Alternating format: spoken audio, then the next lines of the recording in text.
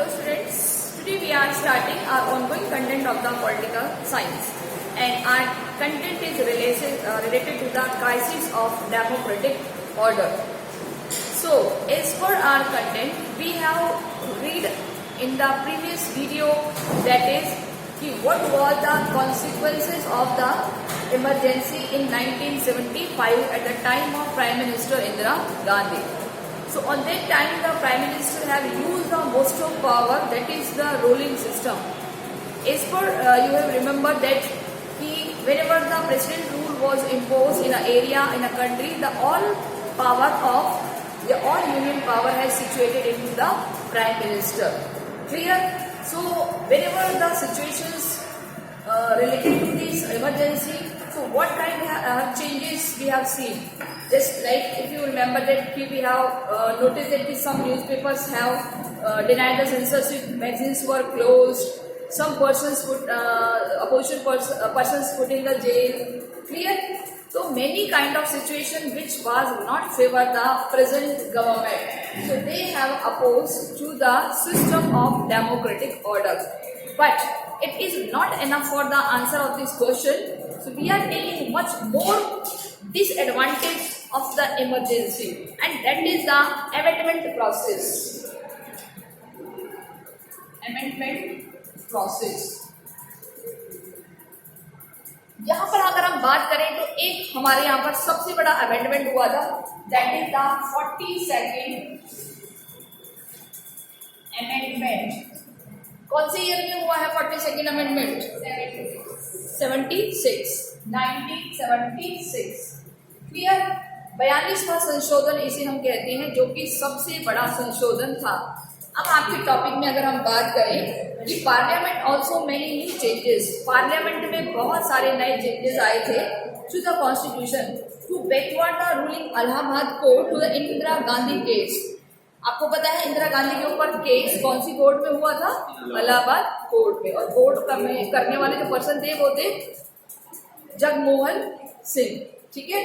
इसके अलावा एक amendment was made declare to election of prime minister, और ये डिक्लेयर किया गया कि अब प्राइम मिनिस्टर के इलेक्शंस कराए जाएंगे. ठीक है. क्योंकि इंदिरा गांधी ने जो इलेक्शंस विन किया है that was the not authenticated, it was not fair election. So that's why we should do the again, यानी अब हमें दोबारा से इलेक्शन कराने होंगे. President and vice president could not be challenge to the court. President और vice president of court को challenge नहीं कर सकते. इसके अलावा 42nd amendment was also pass during the emergency. तो सबसे पहला क्वेश्चन आपसे जो पूछा जाएगा, विच amendment was passed during the emergency? Passed during the emergency. ये क्वेश्चन आप कॉम्पिटिटिव एग्जाम में बहुत बार देख सकते हैं. जब भी लाइफ में आप कॉम्पिटिटिव एग्जाम देंगे तो आपसे पूछा जाएगा कि कौन सा अमेंडमेंट है जिसको इमरजेंसी के दौरान इम्प्लीमेंट किया गया है. So which amendment? That is the 42nd amendment. इसमें क्या क्या प्रोविजंस किए गए हैं? ठीक है. We have already studied that the amendment consisted a series of changes in many part of the constitution. It consisted many changes in many part of the constitution. इस amendment ने कॉन्स्टिट्यूशन के बहुत सारे पार्ट में changes किए हैं. क्या क्या चेंजेस किए? Among the various changes made by this amendment, one was the duration of legislature. सबसे पहला duration of legislature. Anybody can tell me what is the tenure of legislature? Legislature का duration क्या है? 5 years. लेकिन emergency के दौरान कितना कर दिया था? It was increased 5 to 6. 5 से कितना कर दिया? 6. अब एक और चीज हम यहाँ हाथ क्या सीख लेते हैं. 42वें संविधान संशोधन में कार्यकाल कितना था? 5 साल। जब 42 को आया तो कितना कर दिया, 6 साल। फिर वापस से एक और अमेंडमेंट हुआ है 44 अमेंडमेंट, ठीक है। और उसके वापस से 1978 में और वापस से कितना कर दिया है, 5 years। ये याद रखना है, मैं आपको अभी बता रही हूँ साथ के साथ। क्लियर। 42वें संशोधन में 1 साल बढ़ा दिया था, कितना कर दिया, 6 year। लेकिन वापस से जब 44 अमेंडमेंट हुआ था ना, जिसमें राइट टू प्रॉपर्टी को ऐड किया था, 44 में 2 चेंजेस किए हैं। एक तो कार्यकाल वापस से कितना कर दिया, 5 year, plus right to property को भी तो रिमूव कर दिया वहां से, और क्या बना दिया, एक लीगल राइट। कहाँ डाल दिया, 300A में। Okay, clear. बहुत इंपॉर्टेंट चीज है ये। तो ये अमेंडमेंट्स किए गए हैं हमारे 42 में। तो ये एक अलग से पैरामीटर है यहाँ का। 42 में और क्या क्या दिए हैं, सबसे पहले था increase the duration of legislature. में हमारे इंक्रीज एक बार और लिख देती हूँ, increase the duration of legislature. Can you tell me it was in central or state? Both. दोनों जगह पर बढ़ा दिया, सेंट्रल में भी और स्टेट में भी। क्लियर। सेकंड देखें इन्होंने क्या क्या है। The changes was not only for the emergency period but it intended to be permanent nature. Permanent nature में कर दिया था। Besides, during the emergency, election can be postponed by the 1 year. और इससे इलेक्शन 1 साल पोस्टपोन्ड हो गए। जो कब होने थे इलेक्शन, 71 में इलेक्शन हुए थे तो 76 में होने थे, 1 साल बढ़ा दिया। 77 इलेक्शन होते होते 78 आ गया था। कब हुआ है ये, at the time of emergency. और क्या क्या चेंजेस हुए देखो मैं आपको बता देती हूँ। इसमें दूसरा, फंडामेंटल ड्यूटीज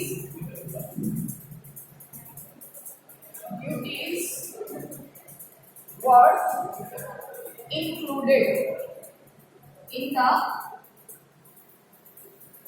Constitution। 42वें संविधान संशोधन में दूसरी चीज क्या डाली गई है, फंडामेंटल ड्यूटीज को ऐड किया गया है। पहले हमारे पास फंडामेंटल ड्यूटीज नहीं थी।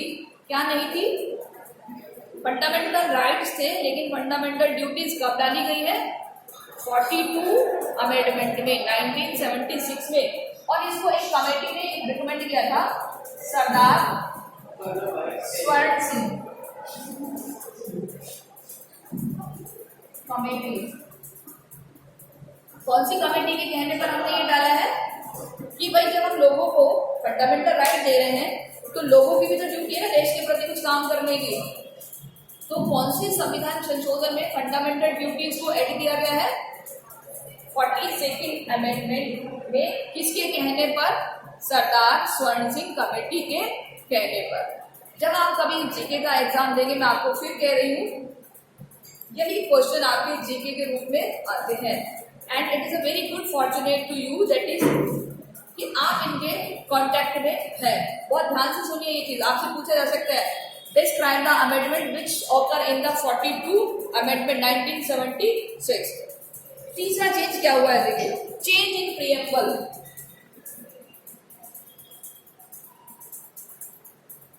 Change in preamble. What is the meaning of preamble? Introduction, प्रस्तावना, संविधान की प्रस्तावना, उसको कहते हैं प्रीएम्बल। उसमें चेंज किया गया है। तो कौन से वर्ड्स को ऐड किया गया है, कोई बता सकता है? दैट इज द सोशलिस्ट और सेक्युलरिस्ट। देखिए, हमारे कॉन्स्टिट्यूशन की अगर आपने प्रीएम्बल देखा हो तो उसमें रिपब्लिक वर्ड ऑलरेडी था, उसमें डेमोक्रेटिक वर्ड ऑलरेडी था, लेकिन 2 वर्ड और जोड़े गए हैं, that is the socialist and the secular. ये कब जोड़े गए हैं, 42nd अमेंडमेंट में। मैं आपको अब ये इमरजेंसी से हटकर बात बता रही हूँ। अगर आपका क्वेश्चन आ जाता है, ये एडिशनल है, क्योंकि 42वें संशोधन को सबसे बड़ा संशोधन माना जाता है, सबसे बड़ा अमेंडमेंट माना जाता है। उसके पीछे वजह क्या है, उसके बाद से यही कहा गया था कि हमारा जो प्रीएम्बल है उससे शब्दों को हटाया नहीं जाएगा, शब्दों को जोड़ा जा सकता है। इसीलिए संविधान के प्रिएम्बल को संविधान की आत्मा भी कहा जाता है। क्लियर? किसको संविधान की आत्मा कहा जाता है? प्रिएम्बल को, कि उसमें से कोई शब्द हम हटा नहीं सकते, उसमें कुछ हम ऐड कर सकते हैं। तो कौन से 2 वर्ड ऐड किए हैं? सोशलिस्ट एंड सेक्युलर, कि भारत एक धर्मनिरपेक्ष राज्य होगा, भारत की सरकार का कोई रिलीजन नहीं होगा, और जो भारत की गवर्नमेंट है, इंडियन गवर्नमेंट है, वो समाज के हर वर्ग के लिए काम करेगी। ओके, कौन सी उसमें जोड़े हैं हमने? ये 42nd अमेंडमेंट। इसके अलावा 7th schedule of the constitution, 7th schedule of the constitution. कोई बता सकता है ये 7th शेड्यूल क्या है, किससे रिलेटेड है? बहुत अच्छे से पढ़ाओ था आपने 10th क्लास में, और हाँ 11th में पढ़ा है। दो, list of subject,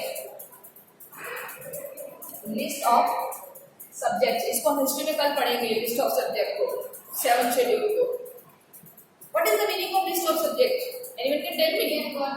yes, the 3 list of the work, काम की 3 लिस्ट, यूनियन गवर्नमेंट के काम, स्टेट गवर्नमेंट के काम, और कॉन्करेंट गवर्नमेंट के काम, जो दोनों मिलकर काम करेंगे, वो कहाँ पर मेंशन है? 7th शेड्यूल में। कहाँ मेंशन है? तो 7th शेड्यूल जो कंसिस्ट हुआ है, लागू हुआ है, वो कौन से अमेंडमेंट से हुआ है? 42nd amendment. इसके अलावा change in article 53, change in article 53। यहाँ पर देखिए 53, अगर आपको याद हो तो ये प्रेसिडेंट की पावर से रिलेटेड है, कि अब प्रेसिडेंट मिनिस्टर से किसी भी राय को जान सकता है, किसी भी काम के बारे में जानकारी ले सकता है। तो ये कुछ इम्पोर्टेंट अमेंडमेंट है जो ड्यूरिंग द इमरजेंसी एप्लीकेबल किए गए थे। ठीक है, वैसे तो बहुत सारे अमेंडमेंट है, लेकिन इम्पोर्टेंटली ये सबसे ज्यादा पूछे जाते हैं। तो can I ask to you कि which amendment is known as the longest amendment? 42. Which year? 1976. What kind of provisions are added through this amendment? First of all, increase the duration of legislature. कितने से कितना कर दिया? 5 से 6 कर दिया। लेकिन मैंने एक एडिशनल नॉलेज और दी है आपको, जो 42 से अलग है, कि वापस से 5 कब कर दिया गया? 78 में, जब 44 का संशोधन हुआ है। ठीक है, 44 अमेंडमेंट हुआ है। उसके अलावा एक और चीज डाली है उसमें, राइट टू प्रॉपर्टी को हटा दिया है वहां से। हमारे पास पहले कितनी फंडामेंटल राइट्स थे? और फंडामेंटल राइट्स क्या? लेकिन एक को हटा दिया, 44 अमेंडमेंट 1978 में। ठीक है, तो अब से राइट टू प्रॉपर्टी को फंडामेंटल से हटा करके कहाँ डाल दिया? लीगल राइट बना दिया। फंडामेंटल राइट और कौन से आर्टिकल के साथ जोड़ दिया? 308। राइट टू प्रॉपर्टी में इसका आर्टिकल कितना था? 31। Very good. Right to property में कितना था? 31 था, लेकिन अब हमने यहाँ से इसको खत्म कर दिया। अब हमने इसको कहाँ सजा दिया है? 308। क्लियर? याद रखना ये क्वेश्चन। 42 अमेंडमेंट में हमने और क्या ऐड किया है? We have add the fundamental duties of the citizen, कि देश के नागरिकों का भी कर्तव्य है कि वो अपने देश के लिए कुछ काम करें। ये कहने वाले कौन थे? सरदार स्वर्ण सिंह। उनके कहने पर ही हमने ड्यूटीज को ऐड किया है। इसके अलावा प्रियम्बल में हमने चेंज किया है। प्रस्तावना में 2 वर्ड ऐड किए हैं। कौन कौन से 2 वर्ड ऐड किए हैं? सोशलिस्ट और सेक्युलर। क्लियर? कि भारत अब एक सेक्युलर कंट्री है, धर्मनिरपेक्ष राज्य है। सेक्युलर मतलब धर्मनिरपेक्ष, जिसका कोई एक स्पेशल धर्म नहीं है। सोशलिस्ट समाज के हर वर्ग के लिए काम करेगा। 7th शेड्यूल ऐड किया गया, यानी काम का बंटवारा किया गया सेंट्रल और स्टेट के बीच, कि किस किस तरीके से काम का डिवीजन होना चाहिए, और मिनिस्टर्स को रिस्पॉन्सिबल बनाया गया ताकि प्रेसिडेंट जब भी चाहे वो उनसे कुछ पूछ सके। So these are the amendment procedure, amendment feature in related to the 42nd amendment. Is this clear? Is this clear? Okay और इसी वजह से जो इलेक्शन थे 6 नंबर के, फिफ्थ इलेक्शन 1971 में हुआ ना, तो 6 नंबर का इलेक्शन कब हुआ? 78 में हुआ, क्योंकि एक साल उन्होंने बढ़ा दिया। इसीलिए ये पता है अमेंडमेंट सबसे ज्यादा क्या बन गया? कंट्रोवर्शियल। क्या बन गया? What is the meaning of controversial? Controversial in the sense आपस में मतभेद वाला, वैचारिक मतभेद हो गए। भाई अपोजिशन है उसको तो बुरा लगेगा ना, एक साल बढ़ा दिया खामखा। ओके, तो ये सारा एक इम्पोर्टेंट पार्ट है इसका।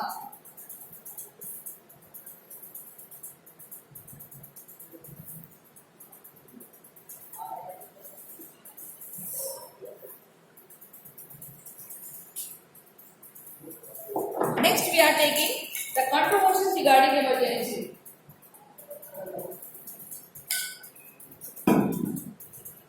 The controversies regarding emergency.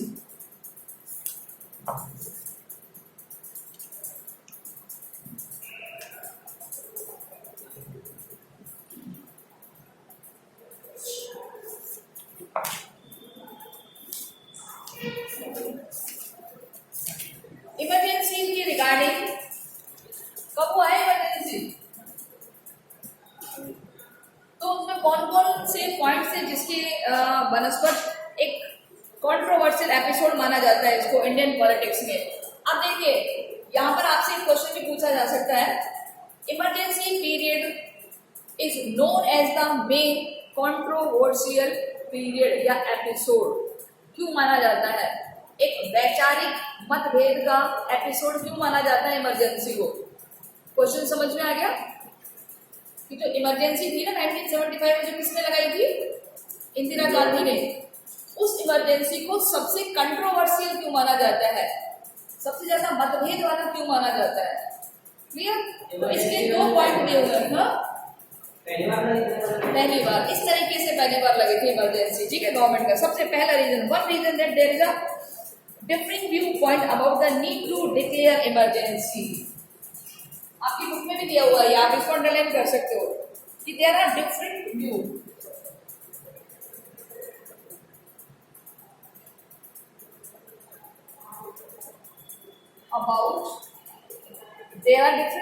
about the need of declare emergency. The need of declare emergency, यानी कि जिस तरीके से इसको डिक्लेयर किया गया था, जिस तरीके से इसकी आवश्यकता थी, उसके बारे में सबकी अलग अलग राय थी। क्लियर? दूसरा reason, using the power given by the constitution. Using the power given by the constitution, यानी कि जो कॉन्स्टिट्यूशन ने जो पावर दी थी उस पावर को कहीं ना कहीं मिसयूज किया गया है। The government practically suspended the constitutional function. Government suspended the democratic functioning. Democratic functioning. अब देखिए क्या जो गवर्नमेंट ने किया वो डेमोक्रेटिक पर बेस्ड था? जो इंदिरा गांधी गवर्नमेंट ने किया, क्या वो डेमोक्रेटिक में से सही था? नहीं था। तो इसलिए ये सबसे ज्यादा झगड़े की जड़ बन गया, सबसे ज्यादा कंट्रोवर्शियल बन गया कि जो गवर्नमेंट ने जो ड्यूटी थी जो उसके डेमोक्रेटिक राइट्स थे उनको सस्पेंड कर दिया, यानी उनको खत्म कर दिया। As the investigation by the Shah Commission after the emergency found that there are many acts committed during the emergency. According to which committee? Shah Committee said that there was excess use of government facilities। जो सरकारी सुविधाएं थी उनका क्या हुआ है? बहुत ज्यादा एक्सेस यूज हुआ है उनको बहुत ज्यादा तरीके से यूज किया है। और finally there are varying assessment what the lesson for emergency are to practical democracy in India. और सबसे इम्पोर्टेंट चीज कि lesson for emergency are lesson from emergency, यानी कि हमने क्या सीखा इमरजेंसी से? Emergency are the practice of democracy, are the practice of democracy in India. कि क्या डेमोक्रेसी वाकई में प्रैक्टिस में लाई जा रही है इंडिया में या नहीं लाई जा रही है? तो ये चीज हमने सीखी थी। Yes. So all the parameters have determined that it is democratic way or not. So these 5 parameters are determined to the main controversial point, main controversial episode during the emergency. Clear? So इसमें हमारे ऐसे 2 ये important question है जो हमें बता रहे हैं। First of all 42nd amendment and second question is that कि बहुत ज्यादा कंट्रोवर्शियल क्यों रहा, कौन सी टाइम? इमरजेंसी वाला टाइम। आई थिंक कि आप लोगों ने इसको बहुत अच्छे से लर्न किया होगा, बहुत अच्छे से सीखा है। Okay students, take care, good bye.